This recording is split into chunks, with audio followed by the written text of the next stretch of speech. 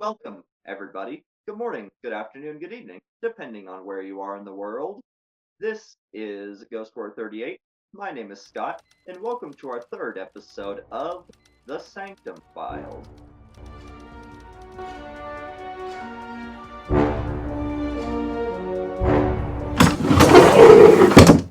We have another interview with you folks today.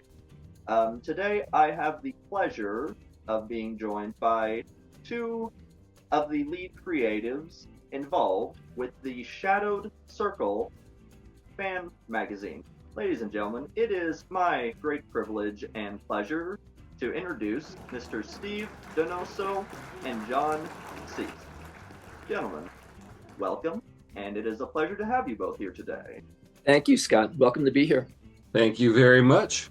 As we start, we kind of give our listeners a little bit of sort of behind the scenes, a little bit of a brief. As I kind of explained to you guys both beforehand, the object behind this podcast was to bring in not just current and existing readers of the Shadow, but to also bring in new listeners and hopefully bringing this character that, while loved by many, should have the potential to be more well known and have a bigger, larger audience. And so I wanted to ask you both this question. This is what I asked for all of my guests is what attracted you most and what brought you, or I should say, what introduced you to the Shadow? Good question. I had read a couple of novels in the mid 90s, and for some reason just wasn't really strongly grabbed by them. I mean, they were good, but and then I was home during the pandemic, basically had cabin fever, and I had come to the pulps originally through Doc Savage. So when I saw that Lester Dent had written a Shadow novel, I thought, oh, that's great. And so I got a hold of it. It's called The Golden Vulture, and read it and liked it, and then started reading others. This was 2021. And Walter Gibson's weaves these great mysterious stories that really grabbed me now, as they didn't then. So that's how I got introduced to the Shadow. John? Myself, it was my mom. Back in the mid 70s, she got a record album set of Jack Benny Presents Old Time Radio Archives, and it was like a 10 record set, and it had commercials, interviews, everything about old time radio. And she loved old time radio because she grew up with it. And on the record, one of the records had two complete episodes. One was a Lights Out, and the other one was The Shadow, Death House Rescue. And I listened to that, and I played that almost to death. It just fascinated me. I mean, the mysteriousness, the focus of the character, it just enamored me. And it was hard to find any Shadow books at the time. I was fortunate that one of the local little radio stations had one evening a week that they would play old time radio shows repeats. And every Tuesday night at like 8 o'clock they'd play The Shadow right after Gangbusters. And so I listened to that religiously until I saw some of the books being reprinted, and I started grabbing the books, and I was hooked from the radio show on. So that was how I got introduced to it.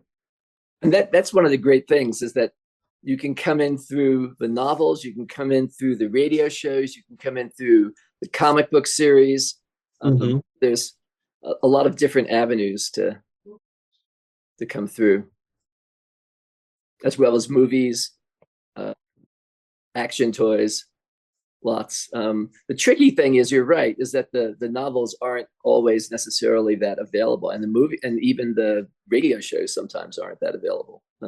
Although you can find a lot of those online these They days. are more available online these days. The internet has helped with that.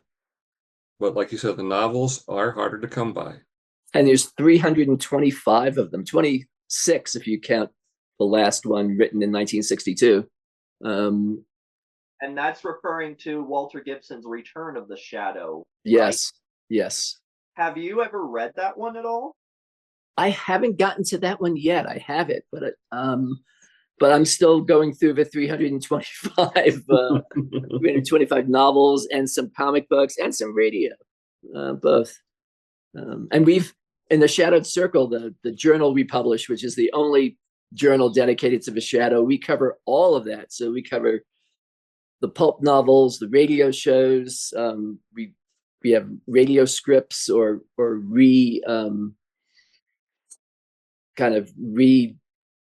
do you want to call it? It's not a straight script, but it's a retelling of the story. And then we have articles on the comic books. Mm-hmm. Right. Okay.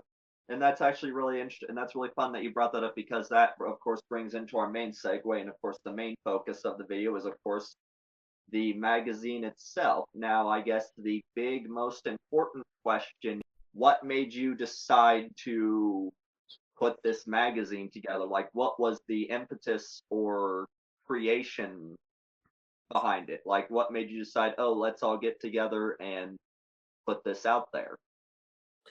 Well, I mean, like I said, I had started reading the novels during the pandemic, and I looked around, and Doc Savage had, over the course of decades, has had probably half a dozen at least fan magazines, if not more. The Shadow had very few. I mean, Will Murray had 2 issues of a magazine, excellent magazine he did, called Duende. There was a 12 or 11, I think it was 11 issue run in the late 90s of a Shadow publication. But other than that, there really weren't any. And so when I saw that, I thought, that's wild. Why don't we just do one? Just do one. Just do one. Yeah. Just, oh, I'm going to do this, I think. Yeah. So, and I was talking to Chuck Welch, who does the Bronze Gazette, the Doc Savage fan magazine. And I said, I'm kind of thinking almost of this as a crowdfunding situation. And he said, well, why don't you do a Kickstarter? And I thought, oh, okay. And we did a Kickstarter for starting it off. And the magazine is 7 by 10 inches. So it's in about the same size as the original pulp magazine. Color covers, black and white interiors.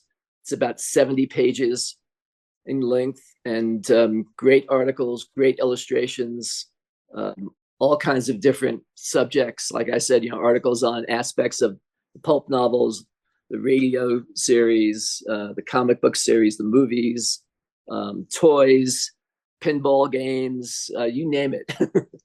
And we try to cover. There are a few plans for a few articles about things that you haven't even thought of yet.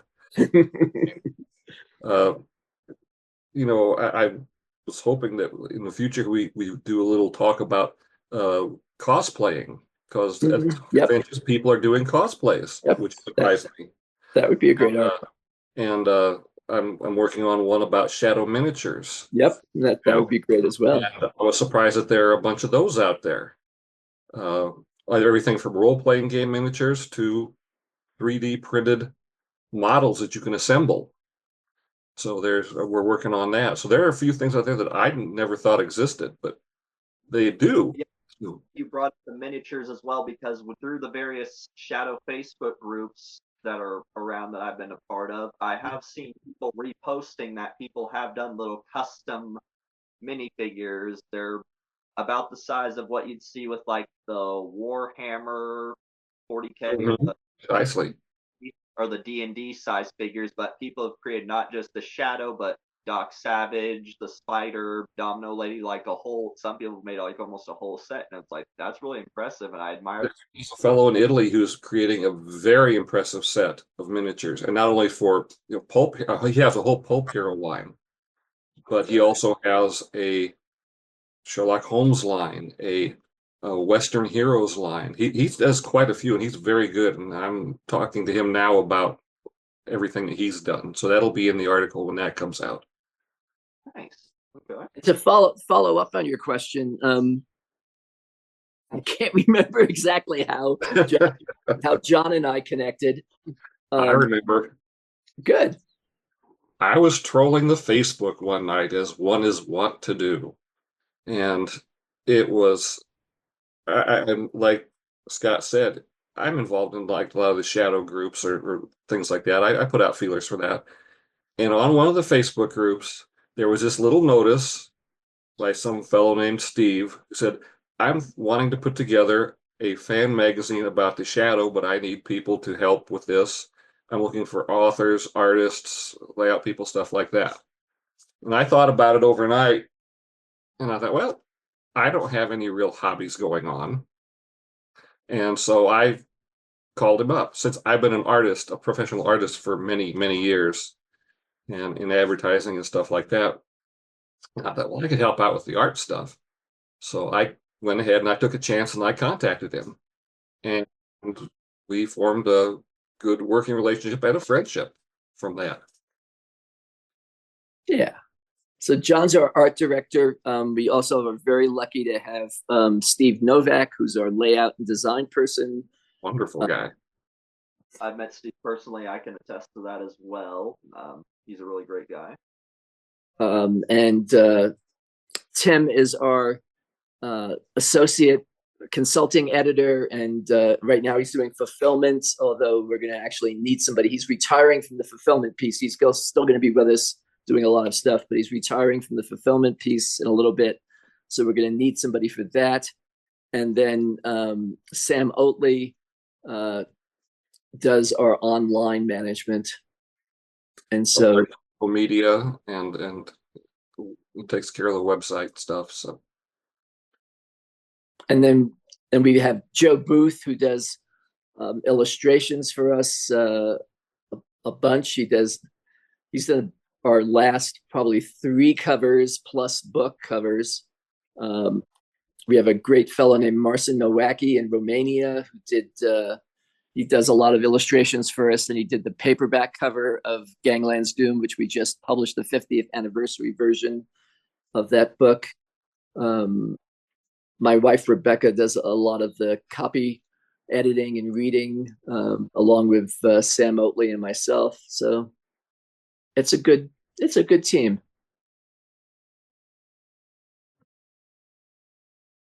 About how often would you guys say that you publish an issue? Like, is this like a month? Would you say this is a monthly? No. No. Could not like... put together a 70-page issue every month. No, we published, I'd say we publish an issue every 5 to 6 months, roughly. Okay. I'd like to say we'd like to try to be 3 times a year if possible, but it varies due to our schedules and the other projects we're working on, which is like Compendium and the Gangland's Doom book. Right. Our latest issue has been was issue 8. Yep. Has been delayed a couple months because of Gangland's Doom. Of working on book projects. We had to kind of work on that, and we don't want to make it. We don't want to rush it. We want to do it quality. I mean, we could just whip these things together if we really wanted to, but we want quality. We want accuracy. We contact people. We check our facts and resources and sources, and we do the quality layouting, editing. So it takes a little time with just a small group like us. Yeah, it does. So to date, we've done 7 issues of the magazine plus 2 books, which are roughly about 200 pages. Like one's a little less than that and one's a little more than that. So roughly 200 pages. And the magazine itself is roughly 70 pages. You talked about the two books. I'm assuming one you're referring to is the compendium. Yes, the Shadow Circle Compendium. And that came out of, that came out of an idea of doing a larger format book. So instead of a 7x10, which is the pulp journal, we decided to do like an 8.5x11 book that we could do both in hardcover and softcover, plus in color, which is trickier and much more expensive. But for one, for a single volume, it's possible. Whereas for the journal, it's just not possible. We'd have to charge a lot more to do that in color. The covers are in color, but the inside of the journal is black and white. Okay. And the journal, the compendium has some articles we've selected that we thought were worthy of reprinting in a larger format and color. And then also we threw in probably a quarter to a third of the book is brand new, never been published before. And we have space to kind of stretch out some, like we have a 24-page article in there, which we probably wouldn't have. We wouldn't have that in the journal because it would just take up too much space. Because for a little bit for context, you actually sent me a PDF of the compendium, and I believe issue 7, and I have been enjoying reading those. So thank you for that. It's just my only problem is with reading that the app that I use to read it, it doesn't mark the place where I'm at in where you are. Yes. There's no bookmark, and so I have to scroll back from the top page with the title page back to where I've been reading it. So thank you guys, and I look forward to seeing what your next issue 8 will be like. John, my question for you, you said you're the art director. Yes. So I was curious by the different covers. Are you the one?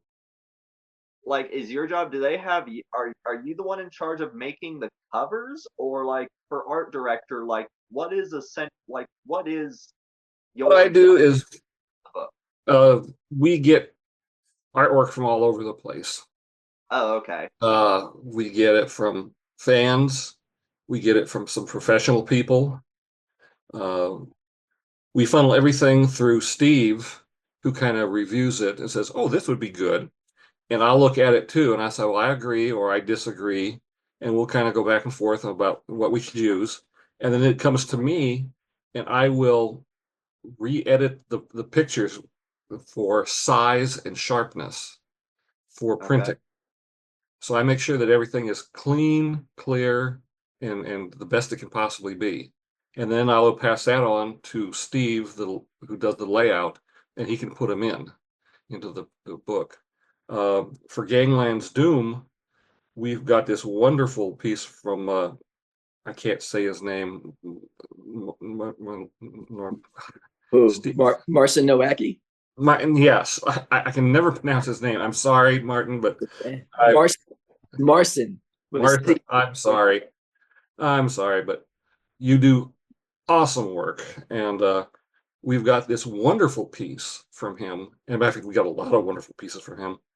And Steve said, "Well, I'd love to have this on the cover." I said, "I agree. This would be a great cover." I said, "But it's black and white," and all his work is in black and white.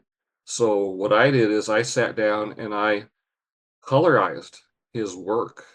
So I didn't change any of it. I just added color and some more depth to it to make it more print capable and more outstanding. And I hope he doesn't mind that. Oh no, he loves it. He loves it. Did he? Okay, I haven't had a chance to talk to him about it. And two other things I need to give John great credit for is, one, he came up with the name of the journal, The Shadowed Circle. That was John's. I asked everybody suggestions, what would you like to call it? And John came up with that name, and we decided on that. And also, you designed the way the title shows on the. I do a lot of the design work. Yes, I designed the title. I designed the initial looks, uh, T-shirts, the promotional items, Yes, a bunch of them. ads, Yeah. things like that. So if you ever see that, a lot of that is my work, since that is a lot of my past history is working with that sort of stuff. And with the Kickstarter for Gangland's Doom, and before that for the Compendium, we had rewards that people either could get at a certain level or could add on to their reward. And so John designed coins and a bunch of other stuff, which looks beautiful. Bookmarks, pins, Bookmarks, yes, pins, all sorts of things. Yep. I'm hoping that later on we can do some unique stuff like this and sell it off the website to help pay for, printing costs and stuff like that. Shadow Circle promotional items, and hopefully have some T-shirts, mugs, things like that we can have, and that'll be largely my designs. Although I will be using some of our guest artists' work too, because they're tremendous. Cool. Well, I will be sure to spotlight that when you guys get closer. I'll actually stay in touch with you, Steve, and then as it goes, I'll make posts on that or keep updates on that to keep our listeners and audience informed of that. Purchasing these books, or purchasing your books, I've seen some listings through Amazon, but is it also possible to purchase from you Yeah. directly? From our website directly, and our website is theshadowedcircle.com. And so if you go to theshadowedcircle.com, all one word, Okay. you can purchase back issues of the journal. You can subscribe to new issues of the journal. You can purchase the Compendium and Gangland's Doom, all of that. And both the journals in paperback and in digital, and the books are in hardcover, paperback, and digital. So you can purchase them in any one of those formats. And some people purchase them in multiple formats. And when you purchase them, I imagine this would, when you have to go through checkout, but would you have to, like at the end for message, like have to type out, oh, I'm interested in wanting to purchase a copy of this digitally, or I want the physical issue, or is it kind of set up? It's set up. So you would push the button under the digital issue. Oh, okay, gotcha. Yeah, it's set up as a cart. Or the paperback or the hardcover. So you would, whichever one of those. That would be pretty automatic. Gotcha. Okay. Kind of also, I guess, going into it for Gangland's Doom, that's obviously the newest book that's coming out. That's kind of like, I guess, like, for those who don't know, like, tell us a little bit about the book. Like, essentially, what's the book about? Well, Frank Eisgruber Jr., who's the author, did Gangland's Doom originally in 1974. Okay. And it was published by Robert Weinberg, who was a pulp publisher and contributor and writer at the time, a big one. And so they published it as a pamphlet. I think it was something like 60 to 70 pages. It was maybe, I don't know, 5 by 8. I forget the size. Nicely illustrated. And it was really, number one, it was the first nonfiction book about the Shadow ever written. But it was also the first nonfiction book about any individual pulp character ever written. Nobody had really done any. There were some that came soon after that, but Frank really wrote the first. He was the first person to zero in on a pulp hero and say, okay, this is who they are. This is what their story is. This is, and so the chapters go into the Shadow's identities, his allies, his villains, his travels. So that was in 1974. Then it was republished in the 80s and early 90s. And then in 2007, Altus Press, which is a big pulp publisher, redid it, kind of updated it, got some new information from Frank and did an updated edition. And so then with the 50th anniversary edition, we also got more information from Frank that we've put in, from the author that we put in the book. Joe Booth has done 7 full-page chapter illustrations for the main chapters. He also did a frontispiece for the book that's beautiful.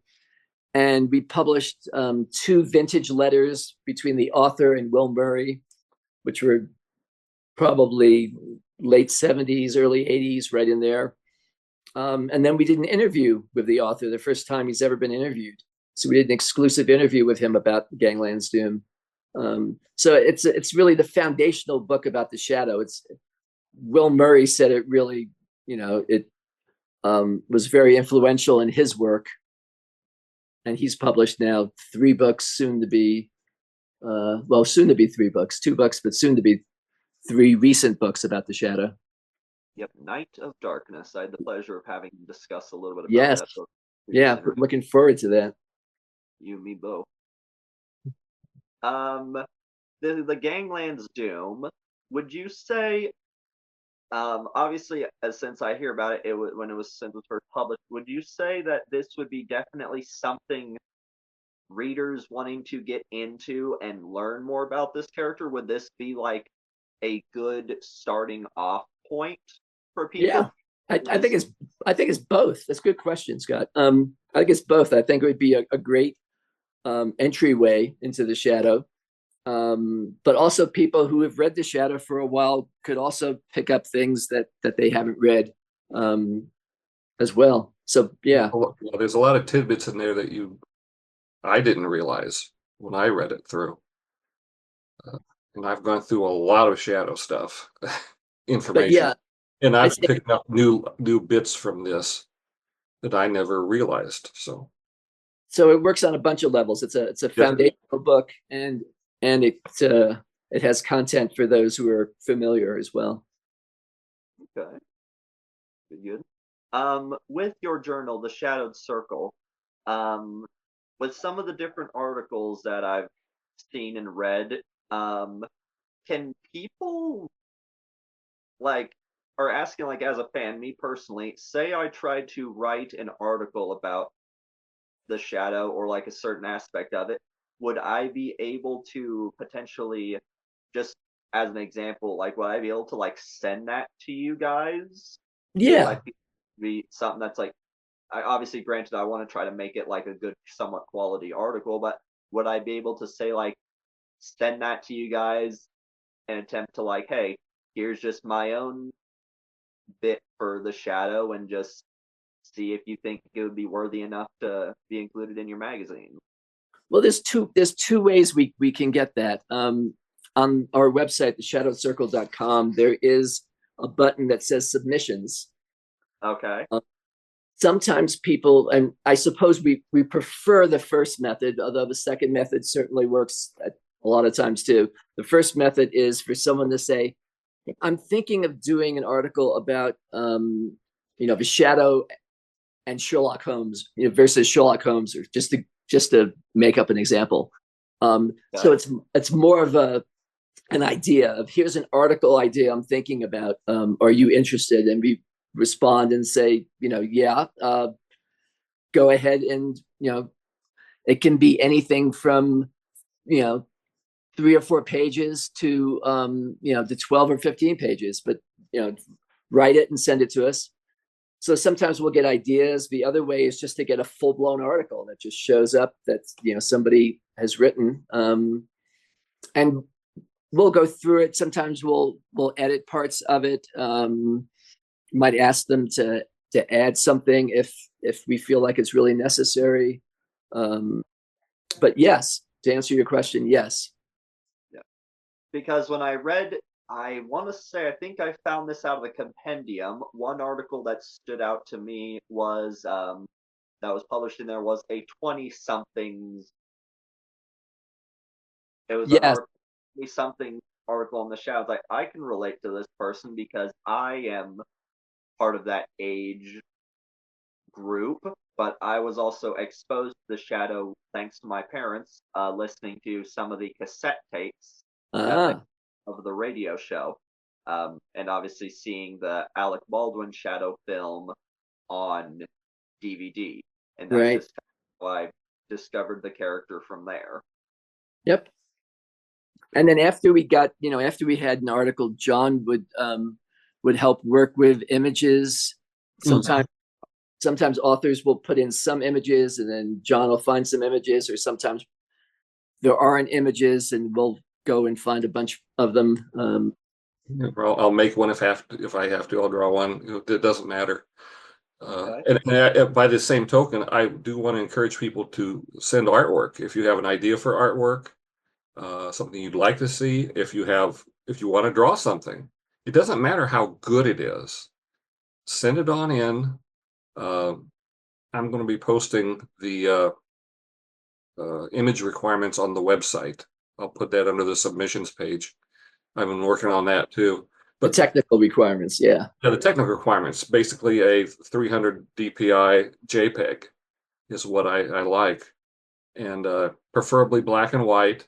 If you have a color one, send that along too, because we might, have something on the back cover or front cover. It depends on how good it is and what the story would relate to, what the article would relate to. Okay. But I'm encouraging people to do artwork. One thing we do like to see is the shadow, even though he has his 45s are iconic, we like to see more of the shadow without the 45s doing things, because there are so many gun photos of him now. I'd like to see more variety of what else he can do. And he does a lot. Right. I mean, the stories in that. So yeah, we'd love articles and we'd love art to receive, either, both. That's how we get articles to put in the journal. we encourage fan participation. Oh, and one thing I do want to include is that I do a cartoon every issue. Yeah, I was just gonna say that. And if anybody has any humor ideas, cartoon ideas, please send them in. And if you want to draw them, fine. Or I can draw them. I will take your idea and I will credit you. And if we use it, I will even send you a signed copy print of that cartoon. So you can hang on. John's done a cartoon for every issue. So far. Called The Shadow Laughs. And they're great. I love them. Sometimes it's not easy. Reading that what was that? Did that like start with issue 1 and then just forward, or do I have to look at a specific issue to start? No, it started with issue 1 has Batman talking on the phone, saying, "Yeah, Lamont, I see it." And up in the sky, instead of the bat signal, is the Shadow's face, and he's saying, "Yes, I see it. Yes. It's funny. Now take it down." So yeah, there's a lot of cute things like that. I try to do something out of left field for the magazine. Cool. Okay. And right now we're working on issue 8 slowly. We've got a group of articles selected for issue 8, and we're starting to go through them and read them, do some copy editing, and then we'll find some images and we'll put that together. Collating images now, and we hope to have that out by late September. We'll see. But that's our hope. I guess also a question as well, because I've noticed with the different artworks on the different covers, um, I guess my question would be kind of twofold. Is how do is there like well, for I guess I kind of go into more towards my second question first. Is the cover of each issue, is that supposed to be like a theme with the articles themselves for the interiors, or is it more like this is a great piece of artwork?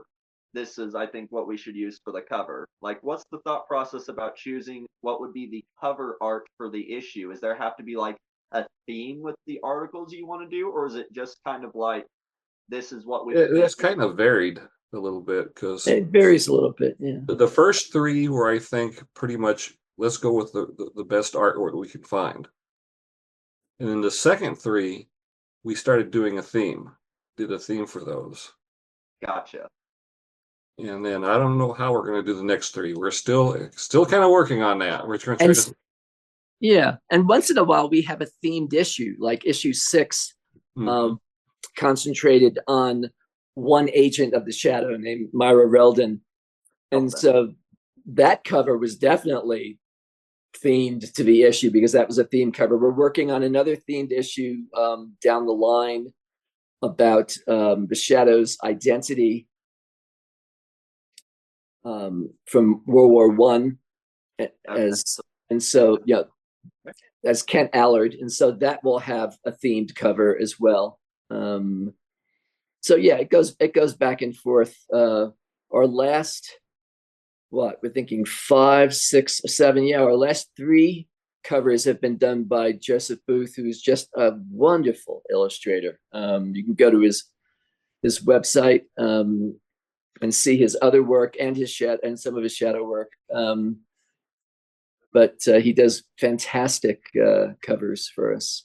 Yeah, I think it was 1, 2, and 3, 4, 5, and 6 we had them kind of looking like old pulp covers.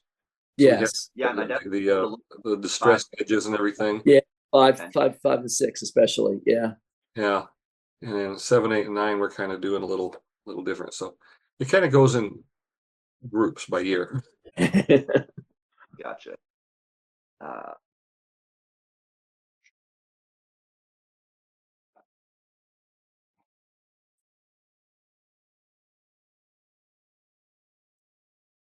Any sort of rough hint or any type of foreshadowing you'd be willing to disclose or talk about with the potential for your next issue, or is it still kind of like in the working stages? Next issue is probably past the working stage. If you can't talk about it, I perfectly understand, but there's what's in there. There's an article by Will Murray on a story of the Phantom Detective, which is another pulp character, where an author seemed to slip, and in one paragraph, instead of calling him the Phantom Detective, he calls him the Shadow. Oh. And Will goes, "Whoa, what's going on here? Who is writing this anyway?" So the article goes into Will's investigation, trying to figure out who might have written this. What else do we have in there off the top of my head? I don't have the list in front of me. So I don't have the list in front of me either. But I'm just thinking, there's an article, and I can't remember everybody's name, unfortunately. I would need it all in front of me to remember everybody's names. But as an article about some of the film on the cutting room floor from the Shadow 1994 movie. So some scenes that got filmed, but that did not make it into the movie. And so that article goes into that.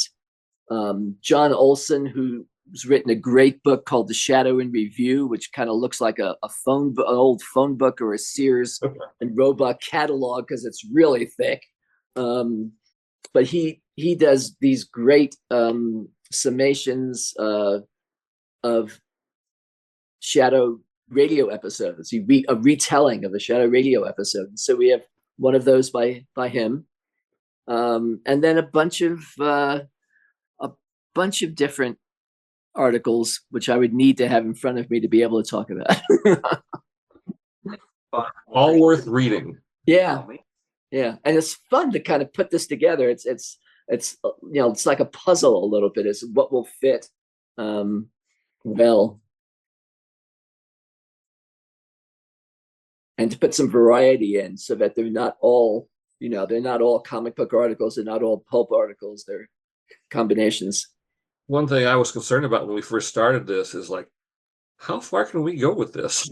I mean, we're talking about one character, and how much can we actually write about this person? Well, let's look at Sherlock Holmes. To be quite a bit, actually. Yeah, Sherlock Holmes has had a journal about him since I believe it's either the late 30s or early 40s. Wow.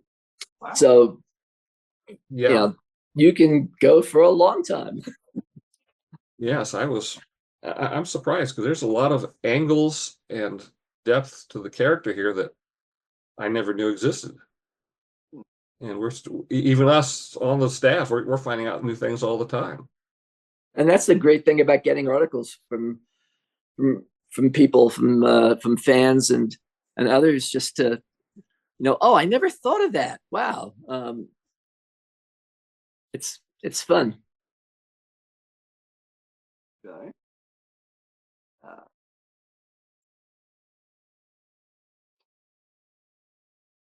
And we get. Yeah, you go ahead. I'm sorry. I was just going to say, with Gangland's Doom, our layout person, Steve Novak, has totally redesigned it. Oh, yeah, I should have mentioned that. The original Gangland's Doom was, like you said, a pamphlet, typewritten, and I don't even think it was in color or anything, was it? No, it's black and white. And so is ours. And then the reprints were essentially, I don't want to say photocopies, but just copies of the original publication. Yeah, but 2007 when they did redo it some, but we've totally redone it. We have revamped it from the ground up. Typeface, logos, artwork, you name it. We have modified it 1,000%. We've kept the original text, but we've just improved the added to it and the look. And yeah, it's really a gem and a half, if I do say so myself. Steve's done a magnificent job of putting this together. Steve Novak did a great job. Yes, we should let him out of unlock his room and let him out for food every now and then.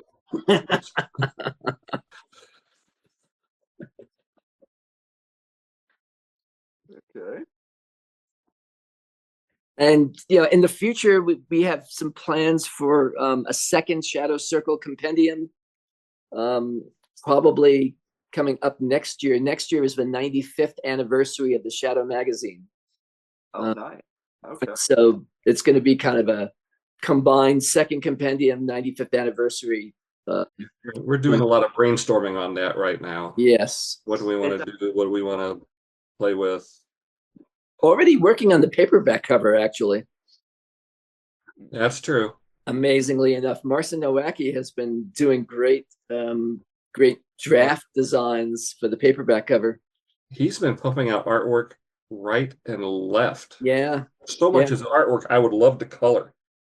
In fact, for the compendium, we could do that because the compendium is in color. So for the second compendium, I would love to do one of his stuff as a T-shirt or a mug or a mouse pad or something like that, because it colors so nicely. Mm.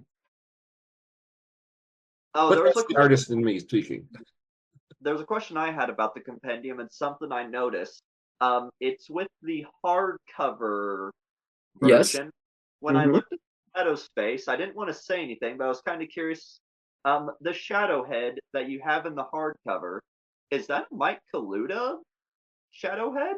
Or no, Joe Booth did that. Let me see if I can, because that was really nice. It's like, was that from Mike Joe Kaluta? Booth can replicate the look and feel of the pulp covers amazingly. Okay. I don't know how he does it. He must have some sort of psychic link to the artist back then, like Rosen. but he does such a wonderful job. That is So just his own painting. yeah, so one of the things we do, and if this isn't video, people can't see these, but I'll describe them anyway. One of the things we do during the Kickstarters is we do a series, a different series, each Kickstarter of 6 shadow cards. They're large format. They're like I don't know what they are, 3.5 by 5 3/4, something like that. They're almost paperback size, aren't they? They're like Not quite, but they're big. They're they're big, they're bigger than playing cards. I tell you and they're that. holographic, Yeah, which we is got very it. cool. And so this is, this one I'm holding is the cover of the compendium. It's Joe Booth's drawing of the shadow's face over New York, the skyline and a bridge. Be able to find a way to share that. If you can somehow send me a picture of that, I can send you a picture of that. Yep, for sure. Yeah. I can picture that. I might try to see if I can get in touch with the guy that helps me edit these videos, and then I'll see if I can get him to include a picture of that included, so that way, because we're kind of doing a layout a bit for like afterwards, and that is, honestly, and honestly for me, it's like looking at that now and hearing you talk about it. It's like if you ever have some extras of those, I'd buy one of those. Like how you talked about like putting some stuff up on your store to help Yep. with stuff. Like I told you, people will love this. They're gorgeous. We really go out for the Kickstarters. So Yeah. if you have a Kickstarter, by all means dive into it because you will get unique stuff on there. The shadow coins are amazing. I got one over here. See, I got it mounted. Let's see, where's my camera? There it is. I don't know if you can see that very well, but yeah, I it's can see. yeah, it's got the city background, New York City background, in kind of a Okay. pale red, glowing, and then the shadow silhouette with the his origin year, 31. 1931, on it. And this is a very high quality, very shiny, very colorful, uh, high quality memorial coin. And we did one for the Reldon The issue, Myra Reldon issue, right? Yes. with part of the cover on there featuring her character on it. And we'll probably do one for the Kent Allard one too, just to be special. But those are If you got, I was say, they're hard to come by. We only made a certain amount of them. Yes, but for the Kickstarter, we only make really mhm. what will be used, what people have ordered for that. But we'll be doing another Kickstarter in late February. Will be the next one coming up. It's about 8 months from now or so. I guess kind of also doing I guess kind of like just randomly just shooting the breeze here. I kind of like got an opinion about this because I've been seeing this floating around on the Facebook groups. I saw one post from somebody. Somebody told me or told the group that the first year of some of the Shadow stories, and that's Living Shadow, Eyes of the Shadow, Shadow Laughs, Red, and Gangdam's Doom. At least I think that was one. But anyway, they said as of either 2026 or 2027, the first year of the Shadow stories will be hitting in the public domain. What are your guys' thoughts on that? Some of them will. I don't know what I forget. The copyright has changed a number of times, so I forget exactly when we're that looking into is. that, trying to figure it out. But it's tricky because the story hits the public domain, but Condé Nast still owns the trademark. Trademark of the name, the Shadow. Shadow, and some other trademarks. I forget what, some of the expressions. Yeah, I think the Shadow knows or something like that. It's actually trademark. Or the weed of crime bears bitter fruit. I think they own that one. So somebody could potentially maybe publish something,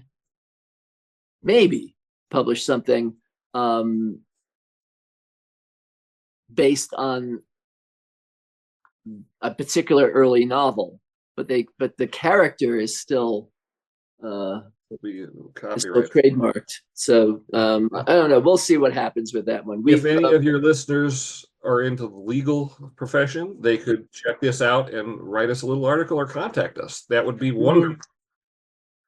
Hey, Steve, John, a little bit. After I asked you the question and Steve started talking, the audio dipped out. Like all I was hearing was guys in the background, but I didn't hear you talking. Okay, is it back? Yeah, it's back now. It's back now. So then we'll just take it again. And just ask the question again. So we're not sure of a timing of how many years it is, just because the copyright law has changed a few times. But there's copyright and there's trademark. So the copyright to the early stories may go into the public domain, and maybe someone could write something based on some of those early stories, or maybe the stories will end up literally in the public domain. But Condé Nast still owns the trademark. They own the name of the shadow. They own, I think, the shadow knows expression, and the weed of crime bears bitter fruit expression.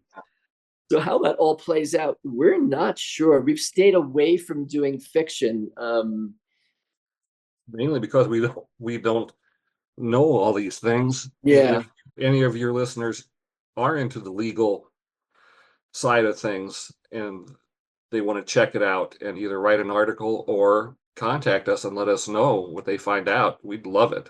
And copyright legality is a whole specialty within the legal field. I mean, it is. It's very tricky. Yeah. Okay. Well, I can pop in some of my own thoughts because I'm kind of refreshing my brain a bit from what I talked with Will Murray. And what he told me is, I'm going off of just his words, and so if you want to know anything, I can direct you to him. Basically what he told me is, obviously, kind of what you said as well. The name the Shadow is trademarked, so no one would be able to use that name for the title of the title of the story. So they'd have to refresh it for something like The Shadow Laughs. They'd have to re kind of work that a little bit, but apparently you'd be able to use his name if his name comes up in the text itself. And apparently what they're basing off of for the copyright is the original public style of text and the printing. Basically the thing I can think of, you know how it was printed in the Sanctum books where it's the column style writing and all of that? Basically that's what would be available to be reprinted. And apparently I asked him some questions about would that include some of the interior art, or he said, like, from what it sounds like, apparently that would be as well. So if someone wanted to reprint or do a third-party printing of the story, as long as it's based off the original text, they'd essentially be able to reprint the entire interior of the original story, and obviously have to change the names on like the cover and things like that. Cool. But again, I'm just going off of what he told me, and there might be a bit more to it, so I'd have to kind of talk to him and do a little bit of digging as well. But yeah, I think we'll find out in a few years. Yeah, we'll be finding out. We'll be watching that closely because somebody will be very interested in knowing more about that, because I would love to do more with the Shadow. But and it would be great to have stories more available. Yes, it would be. And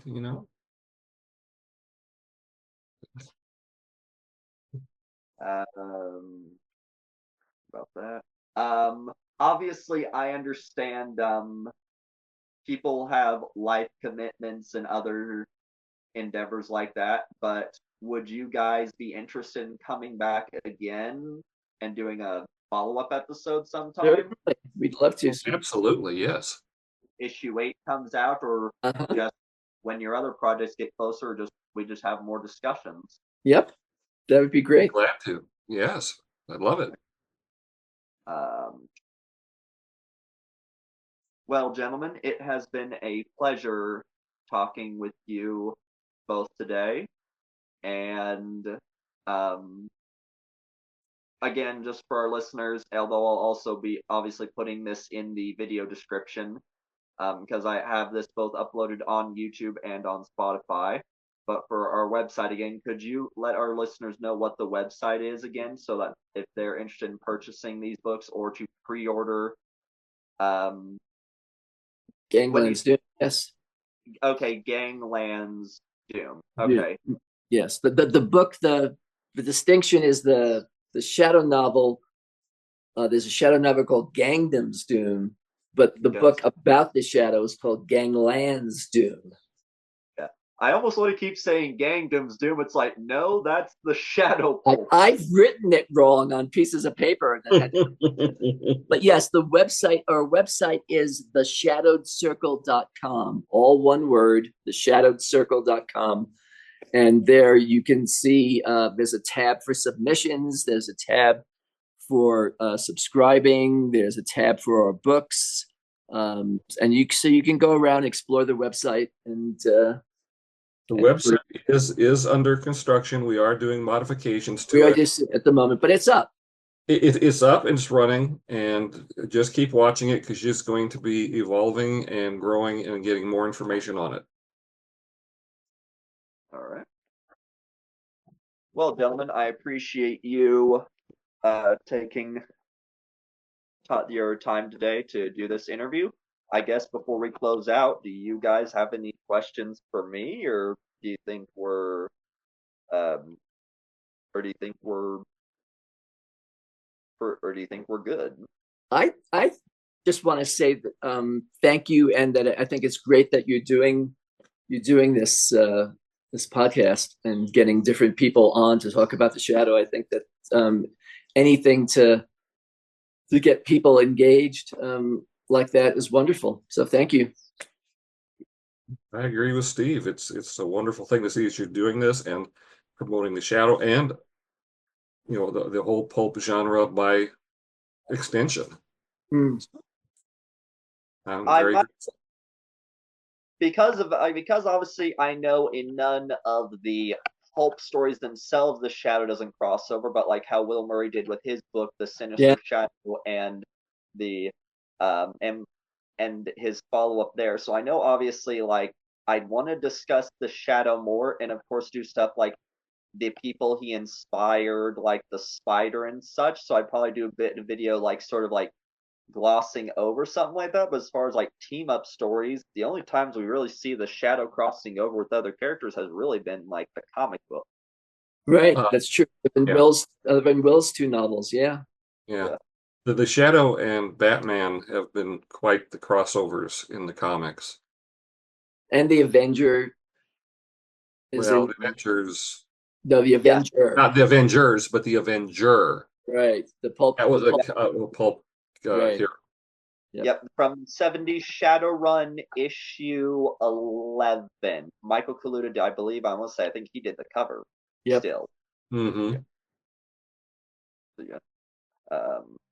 But no, the Shadow and Batman have quite the history together. Yeah, definitely. Yeah, but that's a whole other rabbit hole we could easily explore. Easily. For its own episode. Yeah. Well, dear viewers, this brings us the end to to another episode. If you enjoyed this, please let your thoughts below in either a review for Spotify or comment below for YouTube. Subscribe, of course, to stay up to date on new episodes. I will also be putting posts out on my profile, and of course, if any of you follow the Shadow Facebook groups, The Shadow Knows or The Shadow's Sanctum, I do make posts regularly on there, sort of updating and talking about it. But until we meet again, fellow agents, this has been your friendly ghost, and I will see you all next time with another video. So until then, take care, and goodbye for now.